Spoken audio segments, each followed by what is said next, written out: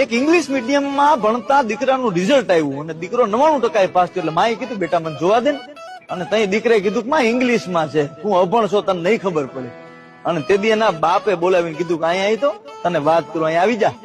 તું જેદી પેટમાં હતો ને તેદી તારી મને દૂધ નહોતું ભાવતું, પણ તને પોષણ મળે ને એના માટે એને 9 મહિના દૂધ પીધું. શું કામ? કે અભણ છે. તને તારે સવારે 7 વાગે સ્કૂલે જવું હોય, 5 વાગેથી ઉઠીને તારો ભાવતો નાસ્તો બનાવી દેતી તારી માં. શું કામ? અભણ છે. અને તું હુઈ જતો ને રાતે વાંચતા વાંચતા, તો અહીંયા તારી બૂ ખરકી મૂકી તને ઓઢાડીને હળવેકથી લાઈટ બંધ કરીને આવતી ને, ઈ તારી માં અભણ છે. અને એનાથી આગળ વાત કરું, તને સારા કપડાઓ પહેરાવવા માટે તેની ફાટેલ તૂટેલ સાડી પહેરી છે. શું કામ? એ અભણ છે.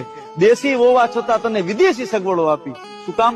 એ અભણ છે. અને એટલા શબ્દો જયારે દીકરાના કાને પડ્યા ને ત્યારે દીકરાએ પગમાં પડીને એટલું કીધું કે માં મને માફ કરજે, તું અભણ નથી, અભણ તો હું છું, હું તને ઓળખી ન શકું. સાહેબ, માં ભલે અભણ